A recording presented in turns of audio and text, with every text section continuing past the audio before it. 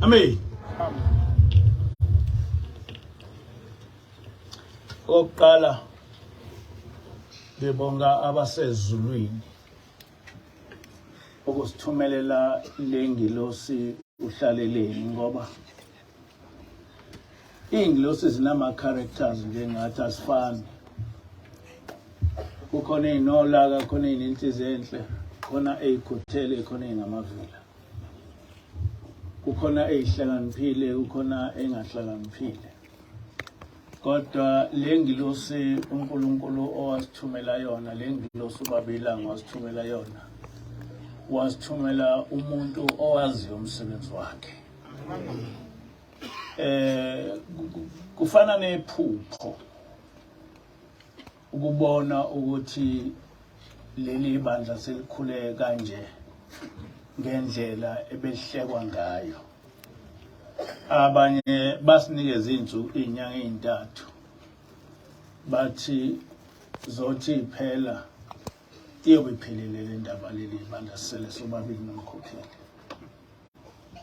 Bengaboni ukuthi leli bandla alisungulwanga yithi, lasungulwa uNkulunkulu. Asihambi sonke, sihamba nengilosi. Uma ungasubheke into ephandle iyamangalisa. Akakho umuntu akwacabanga ukuthi leli bandla lingakhula ngalendlela eselikhula ngayo. Kodwa engikuthandayo ukuthi akakho umuntu oze phakathi kwethu ngoba ebone ubuningi babantu. Kodwa bonke abantu abeze lapha balalela intshumayelo. Abanye babeyithola emsakazweni, abanye beyithola ku Facebook. Bethi mabeyifunda lezi ntshumayelo bese bethi nansi indaba kaNkulunkulu. Namanje abangakafiki lapha basho njalo bathi sesiyezwa ke ukuthi indaba kaNkulunkulu ihamba kanjani. Amen.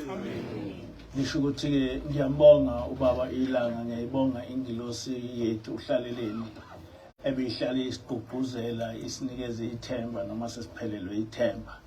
Ithi kodwa kukhulu okuhle okuzayo. Njengoba wathi ubaba Ilanga, ayikho into ezobandla emhlabeni njengaleli bandla. Sekuyacaca manje ukuthi ngempela ayikho into ezofana naleli bandla emhlabeni. Okokuqala ngifisa ukubonga umsebenzi owenzekile kuleli bandla. Uba sigcine siphumelele ukwakha indlu kaJehova njengoba sasivele sicelile. Ngicabanga ukuthi umqondo ukuthi sibe nendlu yesonto waqala cishe ngo-2013. Saze sahlangana sathola neplan yokuthi sifuna lendlu ibe njani. Kodwa noma sesine plan akukho okwenzeka. Uthe lapho sengilahle ithemba cishe ngo-2022 kwaba khona abangimisa isibindi. Bathi lendlu kaJehova singayakha. Ngenkathi siqala ukuyakha besingena plan. Ngakho ke saqala ukuyakha lezigcobo. Bahleka abanye bebhuqa indlu enkulu kangaka kodwa eyakhiwa ngezigcobo. Angazi nami ukuthi kwaba kanjani. Kodwa ngabona lendlu isiyakheka ngama-blocks. Sayifulela. Zonke izinto sezenzeka kwasamlingo. Kwacaca ukuthi amandla okwakha lendlu akaveli kithi kodwa vela uNkulunkulu. Amen. Ngiyabonga kakhulu kubo bonke esebezimisele ukubona lendlu yakheka yazi yaphela. Ngithi abazimisele. Kunabantu abakhipha izimali ezinkulu kakhulu kwakhiwa lendlu. Bese kuba nabantu abakhipha izimali ezincane kodwa abasikhipha ngothando oluyisimangaliso ngoba abanye babengasebenzi abanye ngokunikela becela umsebenzi umuntu ekhiphe nje lokho nakho ukuthi uma kukhona lokho engikufakile uNkulunkulu uzomkhumbula lendlu yakhiwe yibo bonke abantu abanye abangekho ngisho kule nkonzo kodwa kwathi uma bezwa ukuthi isakha indlu kaThixo bathi nabo abasali bafaka isandla andikuyiqiniso lokho baningi abantu abangekho kuleli bandla abanikelela ukwakheka kwalendlu namhla ungathi liphupho ukuthi lendlu isiya ekupheleni futhi izovulwa ngawo lo nyaka bonke abanikelile Inkosi babusise ushembe abakhumbule kukho konke abathe bakha lendlu babicela bakuthola abangasebenzi bawuthola umsebenzi ababalekelwa imali ihlale kubo bakhe imizi yabo emikhulu izifo nemoya emibi inqotshwe amen kunabafana bebengasebenzi banquma ukungaveli behlale nje ekhaya kodwa basuka eGoli bazohlala lapha ukuzolekelela ekwakheni lendlu yesonto sebehlale mhlawumbe inyanga yonke noma angazi ukuthi bahlale isikhathi singana mhlawumbe inyanga yonke noma imbili noma ngaphezulu behlalele nje ukuzosiza ukwakha lendlu kaNkulunkulu Inkosi babulisise labantwana amen ngiyacela inkosini yasekuphameni ukuba ibakhumbule laba bafana bawuthole umsebenzi besebenze umsebenzi abawutholayo ungapheli amen lezi zibusiso zibafune zize zibafumane amen sekwaba sengathi kulusiko ukuthi leli bandla lamaNazaretha lingasondeli endlini kanti akunjalo ekuphameni Inkosi langa yayakha indlu yesonto thina singabe sibili ebandleni lamaNazaretha okuthe lisungulwa nje saqala ngokwakha indlu kaJehova sangazifunela izindlu zethu ezinhle bekuhlale kuyisifiso sami ukuthi noma siselibandla elincane kodwa libe nayo indlu kaJehova lokho kube yinto esiqala ngayo njengoba senzile nje isifiso sami sesifezekile noma kusekuningi okumele sikwenze kubalekile ukuthi uma sithi sinebandla simakhele uJehova indlu yakhe Exodus 25 verse 8 uthi uJehova mabangenzele indlu engcwele ukuba ngihlale phakathi kwabo Nyamuzo uthi Jehova uthi mabangakhele indlu engcwele ukuze ngihlale phakathi kwabo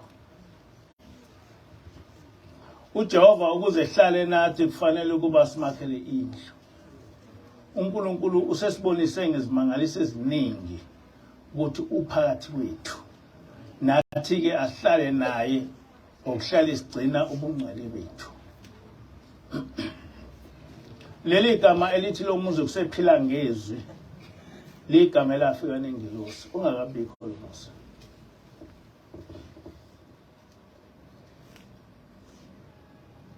yathi ngiyanibona ukuthi nikholelwa kakhulu ekuphiliseni ngezinto njalo ezibona ngamehlo manje nobaphilisa kanjani abantu abangeke bekwazi ukufinyelela lapha abantu mhlawumbe abanye abaphesheya kolwandle niyobaphilisa kanjani ubuze ingelosi yabe sithi umuzi wokuqala oyokwakhiwa leli bandla igama lawo iphila ngezwi ngoba abantu bothi uma bengena kuwo bavele baphile ngaphandle kokuthandazela amen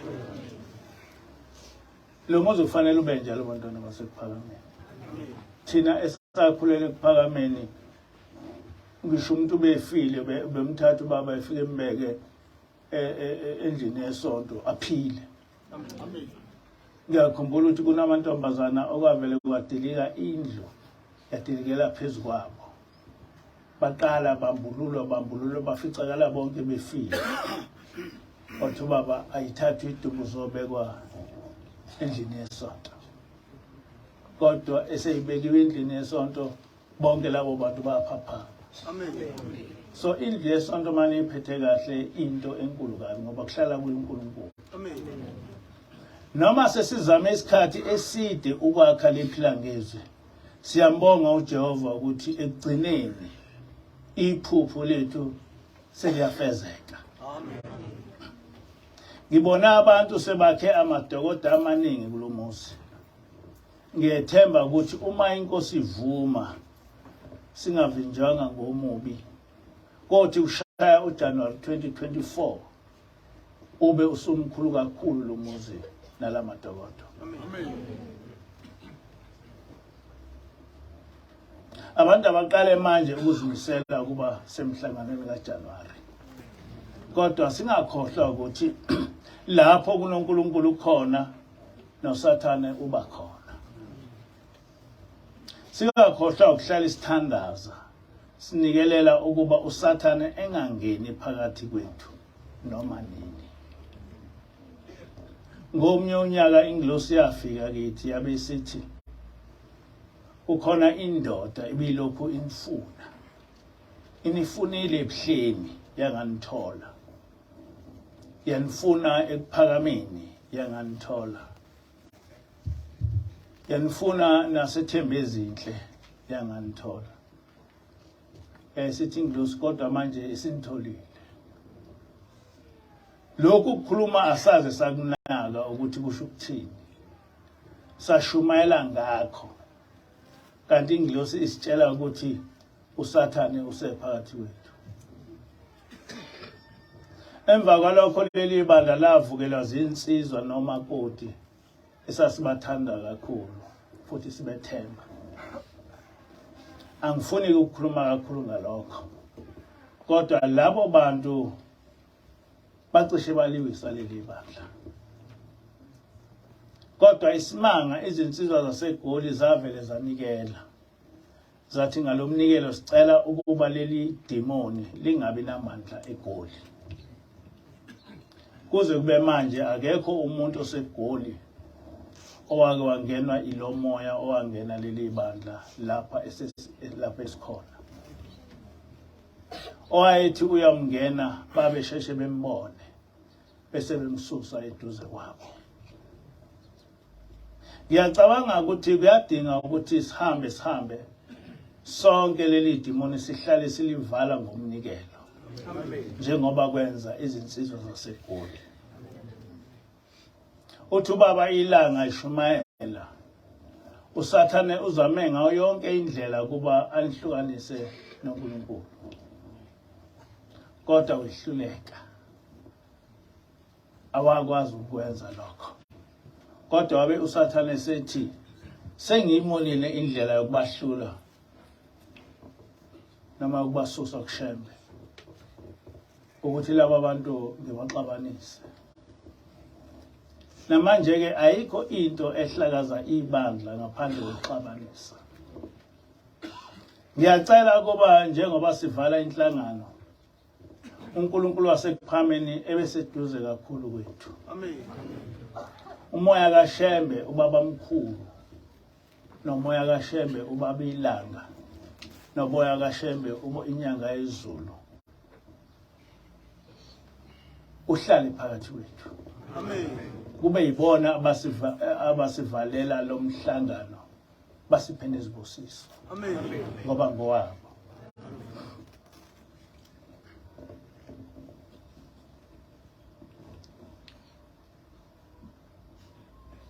Namhla sivala inhlangano kaJuly. Abanye bazohamba nezibusiso. Labo ukuthe kungena umhlangano basiphatha kahle. Bazi ukuthi umhlangano isikhathi sokuhlanganisa noNkulunkulu. Isikhathi sokulinda. noma bebengayo umuntu noma bekungaba umuntu ongasiphethe kahle, kodwa uzamile ukukhumbula ukuthi lesi isikhathi somhlangano kaJehova, isikhathi sokuhlanganisa noNkulunkulu. Ayikho into ebaluleke njengalo ukuthi uwazi ukuthi isikhathi somhlangano sangikwazi ukuba ngenze noma yini. Ubaba Ilanga wayejwayele ukuthi uma eshumayela athi uma silapha emhlanganweni noma enkonzweni sisuke sisezulwini. Uthi-ke ubaba Ilanga noma kungavelani isibulale sonke, kodwa uma sife silapha enkonzweni akakho phakathi kwethu ongengena ezulwini, ngoba sife sisezulwini. Njengoba nilapha nje nisezulwini, ngoba le nkonzo yaleli bandla iyinkonzo yasezulwini. Ukuza enkonzweni kuhle ngalokho-ke kunezinto zonke, ngoba uma usenkonzweni usuke usezulwini. Ngaphandle uma uthi usenkonzweni ube uqhuba imikhuba yakho, kodwa nje uma usenkonzweni usezulwini. Kodwa kumele sikwazi ukuthi ukuhlangana kwethu lapha sikhonza uNkulunkulu kusho into enkulu ezulwini, ngoba akakho umuntu okholwa yedwa. Umuntu ukholwa ngabantu, futhi umuntu wona ngabantu. Ngesinye isikhathi Inkosi Ilanga ishumayela yakhuluma lamazwi.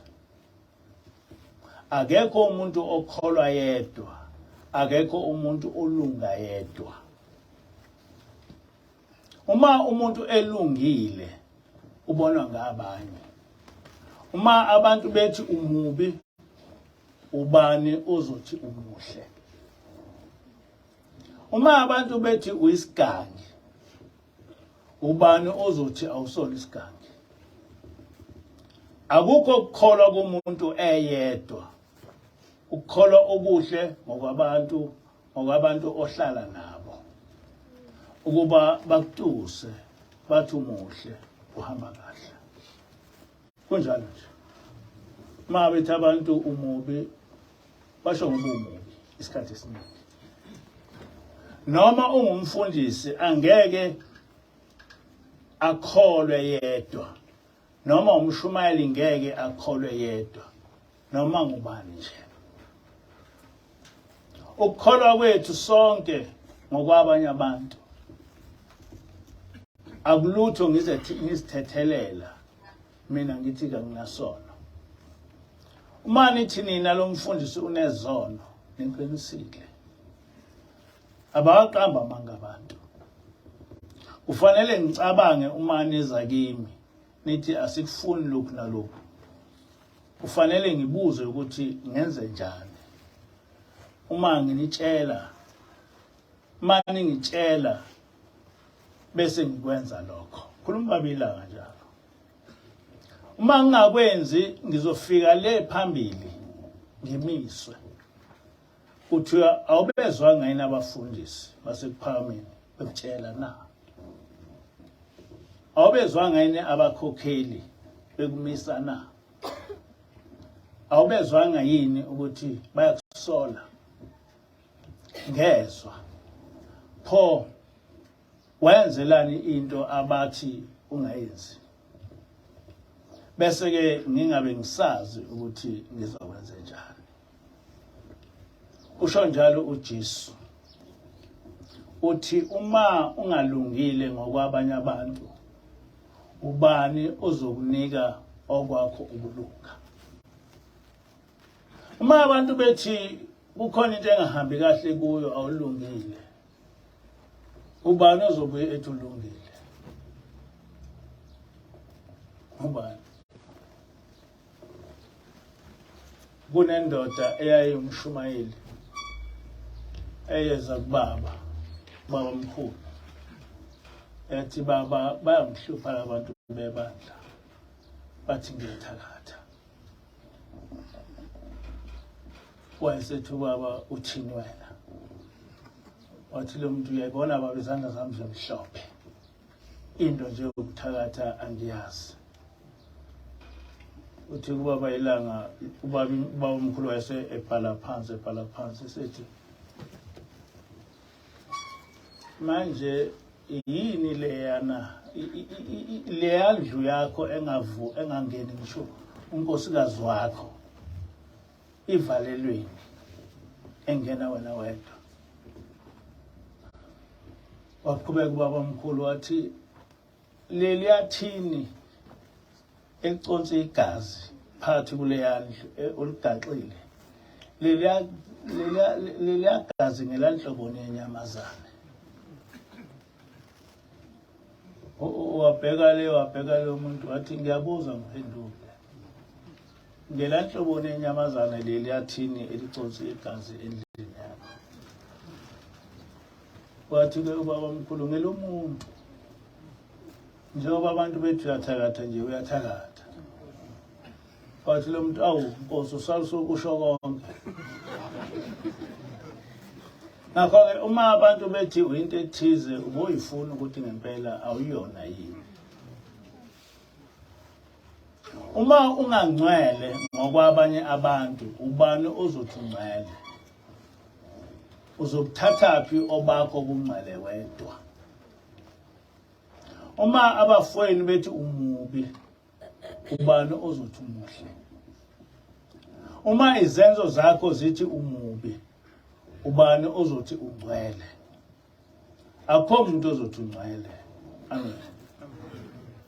Ngiyabonga ukunibona niba ningangaka kulomhlangano.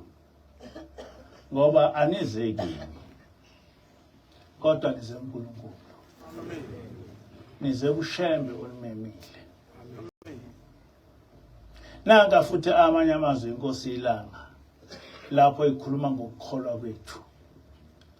Ithi ke Inkosi ilanga ningakwenzi ize ukuhamba kwenu.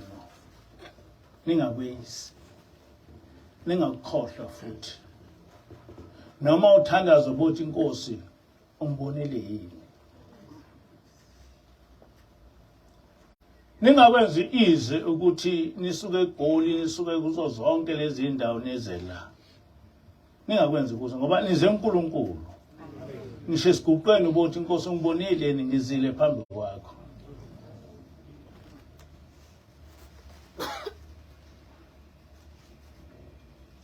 Uthi ke ubaba ubothi mawuthandaza ukuthi Inkosi ungibonile yini. Shembe ungasibheki izono zami uma ngiza kuwe.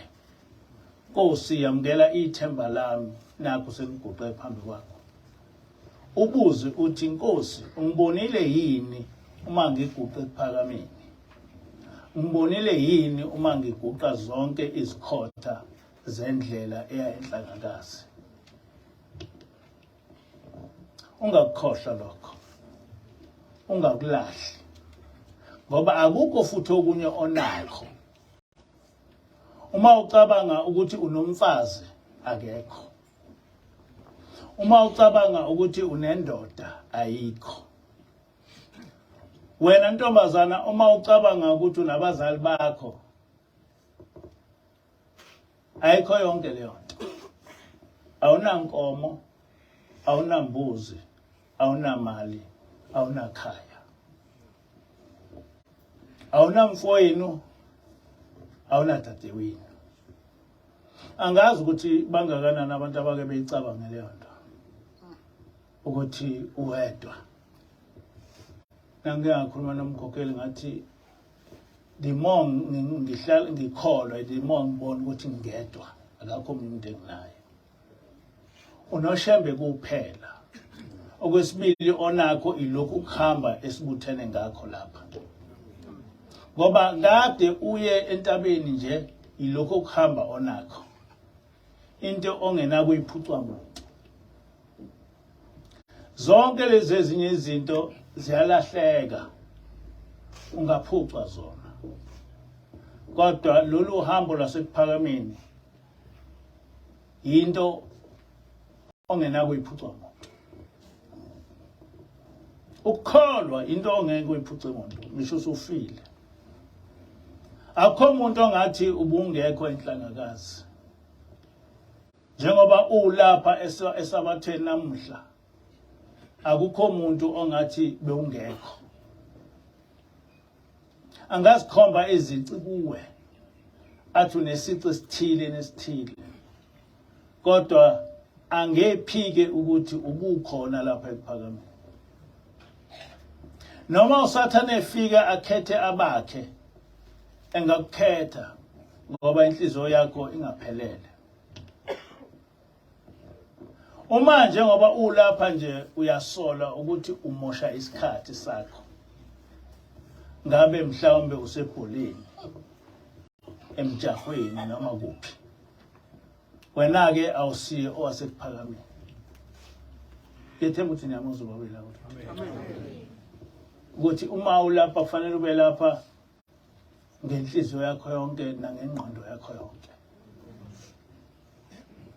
kodwa oze ngenhliziyo yakhe yonke angeke aphucwa umuntu ukuza kwakhe lapha lolu hambo lwakhe akukho umuntu ongamphuca lona nomnikelo wakhe ngeke awephucwe umuntu lapha iminikelo iyabhalwa encwadini enkulu ezulwini uma uhamba lapha emhlabeni uyifica isikhona phambili inkosikazi enye yangapha kwaZulu ikhulume into ebengingayazi ithi ngabona ngihamba ngiya ezulwini ngase ngibona ngifika kuwe baba ngafica itafula phambi kwakho kuneminikelo kwase kubuzwa kuthiwa ubonani lapha okwakho ngathi ngake ngaxhawula kubaba ngozuka 5 cent kwayimali enkulu ke ngaleso sikhathi 5 cent kwathiwa adlula ke ngase ngifica kubaba mkhulu nakhona ngafica kunezintwana eziningi ngase ngifica neyami engake ngayibeka ngase ngidlula ngifica itafula lesithathu lingenalutho kwathiwa uyalibona leli tafula ngathi yebo kwathiwa leli ngelomshumayeli wakho umshumayeli wakho waze wafa emhlabeni ungamphanga ngisho inkuku yodwa le wayesethi noma edlula ngakini ungamuphi ngisho itiye lodwa leli manje uzoke ubuyele emuva uyosebenzela lelo cala awuboshwa kodwa awuzukwedlula uye lapho ufuna ukuya khona angaze ngizwe lento enje kodwa ibikhulunywa ngumfazi ngoNovember ngalalela ngezwe ukuthi into oyenzayo lapha ekuphakameni awuna kuyiphucwa umuntu and iyiqiniso awuna kuyiphucwa umuntu noma umnikelo noma yini lapha ngisho mhlawumbe usuthi uya esihogweni ungakuvimba umnikelo uma usebenza ngezandla zakho awuna kuyiphucwa umuntu uma uzile wazokhonza wazothandaza noma wagida noma wenzani akekho umuntu ongakuphuca lokho lento ngiye ngihlale ngisho ngithi ayikho into enhle njengokukholwa ngoba yonke into oyenza lapha ihamba nawe izulwini nosathane akanakuyiphuca lokho akakunekuphuca lokho nabantu abazokuncipha bazokwanda ngoba badonswa uthando lwenu badonswa inhliziyo yenu amen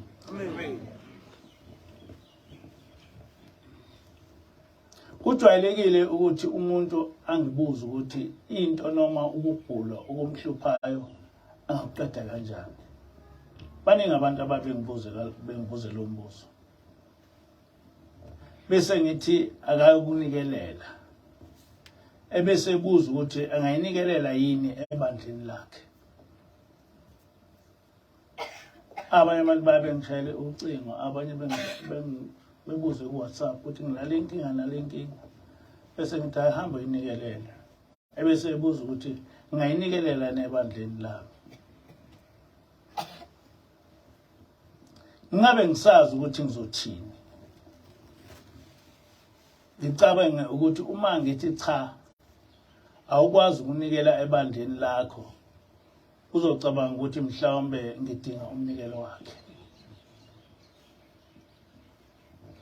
Kanti cha, noma igama lithi umnikelo, kodwa awukho umnikelo ebandleni lamaKristu. Awukho. Ukhona ngegama kodwa awukho umnikelo ebandleni lamaKristu. Ukhona ama-donation. Ngisho umfundisi womKristu akafundiswe lutho ngalomnikelo ubaba ilanga akhuluma ngawo. Kuleli bandla akunakuthishwa isoso bese kuthiwa abantu abanikele esosweni bengasho lutho. Kuleli bandla uma ninikela usuke ucela noma ubonga uNkulunkulu. Uyasikhulumela wena ukuthi ngalomnikelo ngicela ukuthi noma ngibonga ukuthi. Lo mnikelo uzosiwa egunjini ngumholi webandla ohlambulukile eyowethula uNkulunkulu, ebika zonke izinto enizibikile ngenkathi ninikela ukuthi zinehlele noma nezithole. Wonke umnikelo eniunikelayo angikwazi ukuthatha umnikelo wakho ngufake ephaketheni lami. Angikwazi ukwenza lokho. Kodwa uma uthi hayi baba ngikunikeza lo 50 rand ukuthi ngawo uthenge i-airtime, lo mnikela angufake embengeni, ngiyofaka ephakethini ngoba uyangipha. Kodwa umnikelo nje noma ngabe inhloboni angikwazi ukuthi ngithathe ngibe ngowami ngingazange ngawubika uNkulunkulu. Ngelinye ilanga nganginobaba inyanga ezulu, kwasengena umfana kaShembe esecela imali. Imali yayiningi ihlela lapha. Uthi ubaba inyanga ezulu, uyayibona le mali lo amnikelo lo ohleli laphana imphefumulo yabantu. Ngakho ke angikwazi ukunikeza wona. Uma ngabe ubofika ngawusuku oluthize, kodwa njengamanje anginamali, angikwazi ukunikela umnikelo abantu. Lokho wayekusholani baba? Wayesho ukuthi le mnikelo lona akakaze ethule uNkulunkulu. Awukwazi ukuthi uvele uthathe umnikelo ufake ephaketheni ungawuthulile uNkulunkulu, wabika uNkulunkulu ukuthi umnikelo lo. Thina ke sinenhlanhla ngoba sihleli nengilosi. Abanye abantu baye becabanga ukuthi hayi lokho kufanele ngenzeni, lokho ngikwenze kanjani. Thina ingilosi iyasitshela yonke into. Into enjalo ayaziwa enkolweni yobuKristu. Nokuthi umuntu uba ngohlambulukile kanjani abazi. Ngoba akufundiswa lutho ngokuhlambuluka, akaziwa ukuthi umnikelo womuntu uxhumana kanjani noNkulunkulu. Enkonzweni yobuKristu ayaziwa leyo nto ukuthi umnikelo womuntu uya kanjani uNkulunkulu. Yikho nje uma benikela esosweni nje umuntu ehamba ephethe benikela esontweni ngoba usuke ephumfundisi, hayi ukuthi usuke enikela uNkulunkulu. Kodwa lapha sikwazi ukuthi uma sinikela sikhiphe isoso sihambe sikhongozela, kuzothiwa inkongozelo. Ukuya nje enkonzweni ngesonto kusuke sekuphambene nomthetho kaNkulunkulu. Ukuguqa phambi kwaNkulunkulu ungahlambulukile kade uvuka kumkakho kuyisona isibi lesonkulunkulu. Ukuthi ungathi ungazange nje waze walinda bese uhamba uyokhuluma noNkulunkulu. Awukwazi uma uyazi indaba kaNkulunkulu, awukwazi ukwenza lokho. Kodwa amaKristu akazi lutho ngalokho. Ngakho-ke umnikelo okhishwa esontweni lamaKristu akusiyo into ongayibiza ngomnikelo, i-donation. So uma umuntu manje nasengibuza ukuthi nginganikela ebandleni lami bese ngithe nganikela ngiganga ngaye. Ngoba lowo mnikelo awuyi kuNkulunkulu. Akazi futhi ngisho umfundisi wakhe ngambuza akazi ukuthi umnikelo uya kuNkulunkulu kanjani. Nokuthi umnikelo usebenza kanjani akazi. Ngoba ngisho ngithi ngesinye isikhathi silaphana sibika umnikelo kwangena ingilosi. Yafike ukubeka eceleni omnikelo. Kwase kukhuluma umuntu kuwo. Wakhuluma kade sina esontweni somzo seyikhuluma emnikelweni. Simazi. Wathi sakhuluma kwase kuqhamuka ikhehla ekudala ongasakwazi nokukhuluma sezwakala ukuthi ikhehla. La khuluma lamthethisa lasho lokho nalokho. Ngoba wayithi mayinikela enganikeli kushembe ebizo oyisemkhulu nobani. Kwase kuqhamuka ke leli ikhehla liyisemkhulu. Lithi ikhehla ufuna imoto. Awuhambe ngani ehlathini yogala ihliphi. Njoba nathi sasenza. Ufuna izindlu zesitini. Awuhambe ngani yogala intumo. Kusho ikhehla selafa. Ingilosi ngoba iyabheka lena yamoyizela kancane yathi nansi into endlaleni itshela yona. Ningathi maninikela ninikele kuyisho omkhulu ngoba wazi lo isho omkhulu unikela wena noma unikele esitheni sakho. Ngoba izithe inkulu zethu ngezomndeni. Yebo. Ithi-ke ingilosi uzothi uyanikela ngoba uthi uyisho omkhulu kanti unikele esitheni sakho. Yathi kodwa uma unikela ucela kushembe ngeke uze uyithole yonke lento.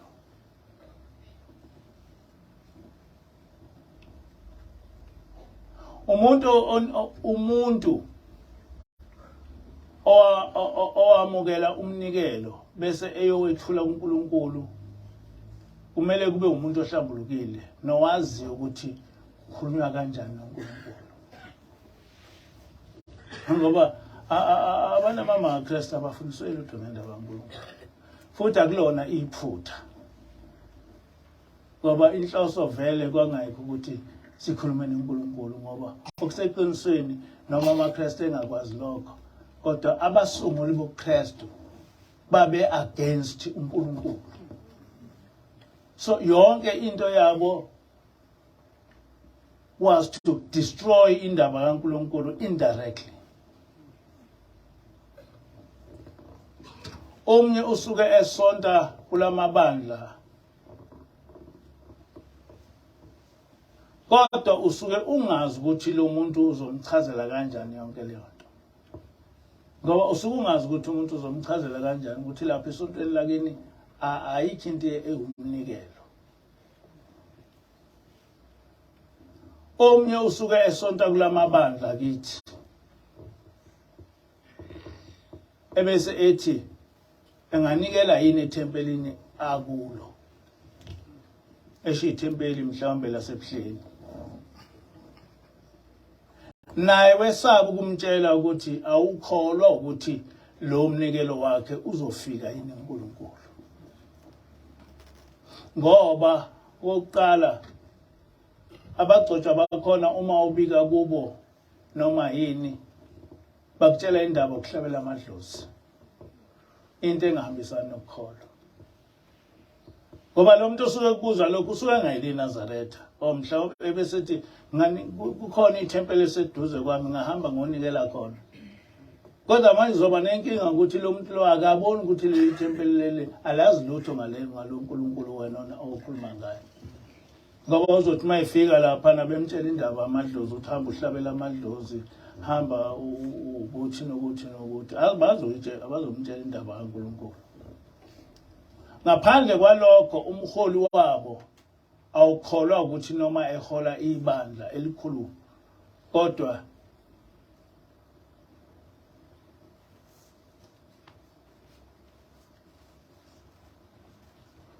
awukholwa ukuthi noma ehola ibandla elikhulu kodwa khona into oyaziyo ngoNkulunkulu noma engaze ebe umholi ngoba akalindi ukuthi akalindi akusho thina akusho abantu bakhona. Kunomunye owayesho kuVoicemail ethi lo muntu ukuthi ungena umhlangano ebehlabela enza imicimbi yakhe ulinda nini ngoba ngokuleli ibandla uma kuza umhlangano umholi uyivalela egumbini elinde kodwa athi abanye amanazi athi ayikho into ecacile ukuthi lo muntu uyayazi nje into yokulinda and angikholwa ukuthi uma abantu benikela kuyo oke hamba yoguqa ebikele umnikelo uNkulunkulu ngoba uzisho yena ukuthi uNkulunkulu manje uzohamba yoguqa uNkulunkulu. So leyo nto leyo izofinyelela kanjani uNkulunkulu kodwa manje inkinga izoba kuwe ngoba uthena lo muntu nginganikela lapha na usithwe naye unganikela bese uyanikela bese ngenzeki lutho ngoba kuzokwenzeka lutho phela ngoba akakhulumanga noNkulunkulu ukhuluma noNkulunkulu mbombo. Manje umuntu ozisho yena ukuthi uNkulunkulu angiboni ukuthi iminikelo eyimphefumulo yabantu uyayithula egonjini kuNkulunkulu ngoba iminikelo yabantu kufanele ukuthi ethule uNkulunkulu ngoba kusengayiwo wakho. Njengoba ngisho nje ngithi uma upha mina kufanele ucace ukuthi upha mina ngikwazi ukuthatha into eyisipho simi bese ngiyifaka emnikelweni ngoba isipho sami kodwa umnikelo omphefumulo wabantu ungenye into. Angisho ukuthi uma ngabe into uyinikeza mina awusitholi isibusiso ngoba lo mshumayelo okukhulunywa ngaye akhulunywa ngomnikelo kukhulunywa ukuthi akazi umthengisha inkukhu wabuyiswa ezulwini lo mama ebuyiselwa ukuthi akazange nje waze wanikela kumshumayelo wakhe njengoba ethi uNkulunkulu lokho kusho ukuthi uyena osengumthetho ngakho ke awukho umthetho kaNkulunkulu ongaphezulu kwakhe.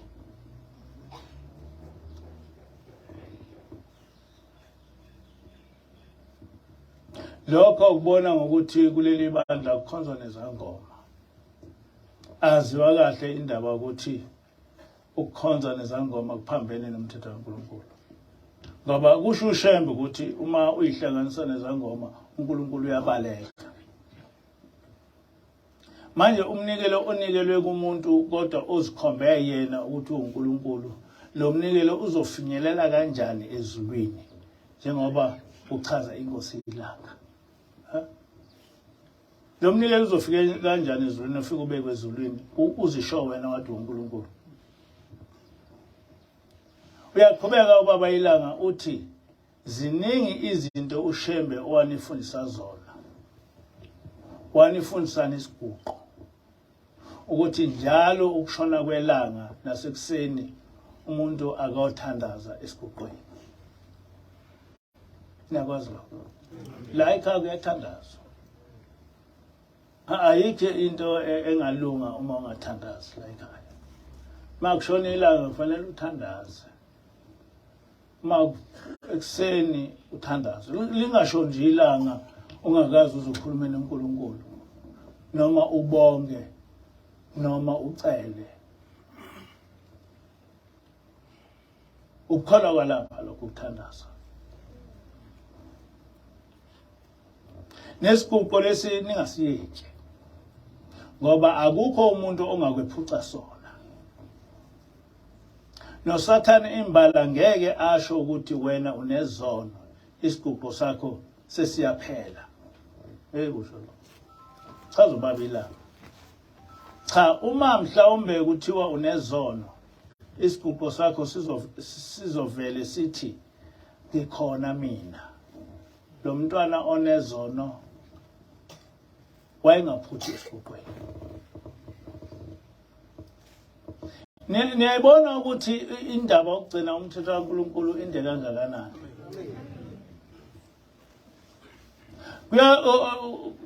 Uma ugcina umthetho kaNkulunkulu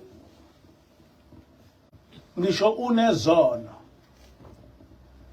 isono sakho siyaqedwa ukuthi ubuhlala uyesontweni. Isono sakho siyaqedwa ukuthi ubuhlala uthandaza. Isono sakho siyaqedwa ukuthi ubunikela. Yonke into isono sakho siyaqedwa ukuthi ubusina. Yonke into kaNkulunkulu is counted entweni oyenzayo.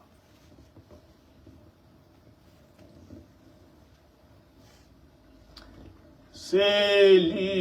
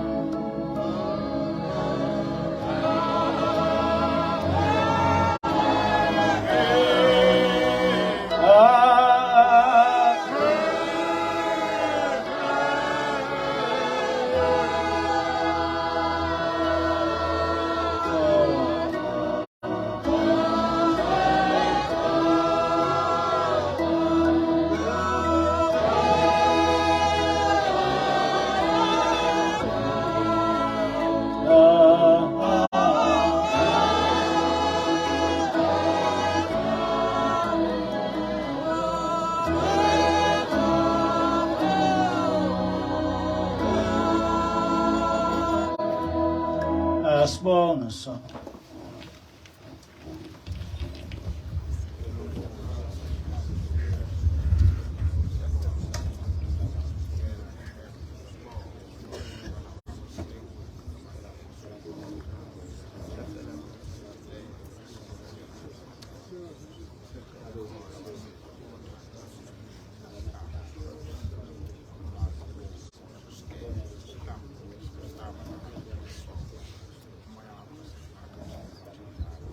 Amen. Asibheke Inkosi. uNkulunkulu wasekuphakameni. uNkulunkulu kaShembe. Ngibeka Nkosi abantwana bakho phambi kwakho. Ngibika Nkosi ukuthi njengoba Nkosi kuphela inyanga. Sicela Nkosi uba uzosivalela lo mhlangano. Kodwa ekusivaleleni kwawo Nkosi sicela izibusiso ukuba zisehlele. Bonke Nkosi abantwana bakho abawugcinile lo mhlangano basiphatha kahle. Nabasebenzile kakhulu kulo mhlangano. Ngicela Nkosi ukuthi ubabusise. Ekubabusiseni kwakho Nkosi bonke abangasebenzi bewuthole umsebenzi. Bonke Nkosi abahluphekayo ukuhamba imali kubo ihlale. Bonke Nkosi abahlushwa imoya emibi Nkosi uyinqobe. Siyabonga Nkosi ukuthi kuze kufikele isikhathi samanje Nkosi. wena ngengilosi yakho wasitshela ukuba sinikele sicela ukuphila. Lokhu saqala sinikela Nkosi asikaze sife. Noma Nkosi bekufanele ukuthi abanye befe kodwa ubaphilisile wena.